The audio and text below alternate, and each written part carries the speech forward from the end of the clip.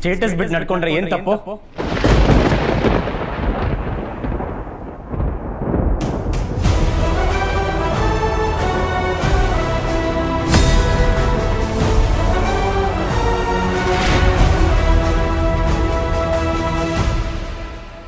ಈ ಸ್ಟೇಟಸ್ ಅಂದ್ರೆ ಏನು ಅಮ್ಮಮ್ಮ? ಅದು ನಿನ್ ಗುರಿಯ ಮೆಟ್ಲು ವಿರಾಜ್. ಅದನ್ನ ಒಂದೊಂದಾಗೆ ಕಟ್ತಾ ನಾನು ಈ ಮನೇನ ನಿನ್ನ ಗುರಿ ಹತ್ರ ತಂದು ನಿಲ್ಸಿದ್ದೀನಿ.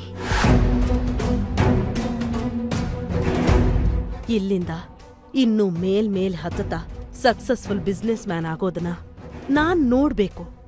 ಸಕ್ಸಸ್ ಹಾಗಂದ್ರೆ ಏನು? ಸಕ್ಸಸ್ ಅಂದ್ರೆ ಯಶಸ್ಸು.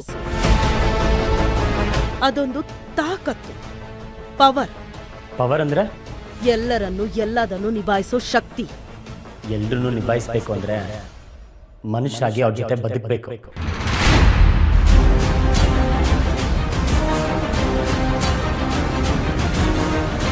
ಅದೇ ಇಲ್ಲ ಅಂದಮೇಲೆ ನೀವು ಹೇಳ್ತಿರೋ ತಾಕತ್ತು ಯಶಸ್ಸು ಎಲ್ಲಿಂದ ಬರುತ್ತೆ?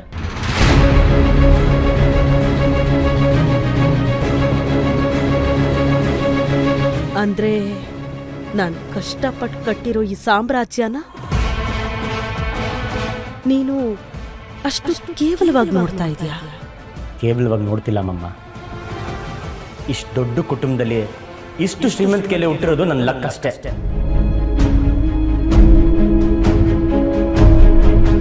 ಅದನ್ನ ತಲೆಗೆ ತಗೊಂಡು ಶ್ರೀಮಂತಿಕೆಯಲ್ಲಿ ನನಗೆ ಬದುಕು ಅಂತ ಹೇಳಿದ್ರೆ ನನಗದು ಕಷ್ಟ ಆಗತ್ತೆ.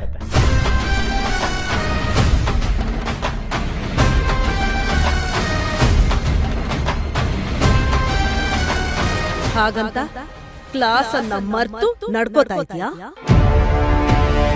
ಇಲ್ಲ ಮಮ್ಮ, ನನ್ನ ಕ್ಲಾಸ್ನ ನಾನೇ ಕ್ರಿಯೇಟ್ ಮಾಡ್ತೀನಿ.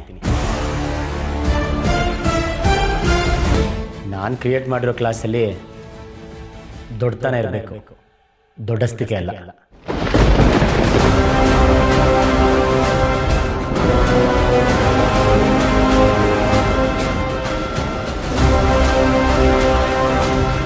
ವಿರಾಜ್, ನೀನ್ ಏನ್ ಹೇಳಕ್ ಹೊರಟಿದ್ಯಾ?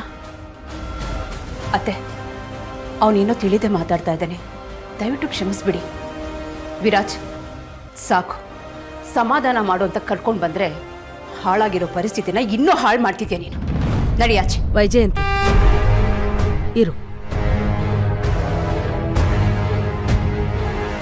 ನಿನ್ ಮಗ ಇವತ್ತು ಮಾತಾಡ್ಬೇಕು, ನಾನದನ್ನ ಕೇಳಿಸ್ಕೋಬೇಕು. ಹೇಳು ವಿರಾಜ್, ಇಂಡೈರೆಕ್ಟ್ ಆಗಿ ನನಗೆ ದೊಡ್ಡಸ್ತಿಕೆ ಇದೆ ಅಂತ ಹೇಳ್ತಾ ಇದೀಯಾ? ಡೈರೆಕ್ಟಾಗಿ ಹೇಳ್ತೀನಮ್ಮ, ನೀವು ಈ ಶ್ರೀಮಂತಿಕೆ ದೊಡ್ಡಸ್ತಿಕೆ ಬಿಡೋ ತನಕ ಒಳ್ಳೆತನ ಇದ್ರು ನನ್ನ ಕಣ್ಣಿಗೆ ಕೆಟ್ಟವರಾಗೆ ಕಾಣಿಸ್ತೀರ.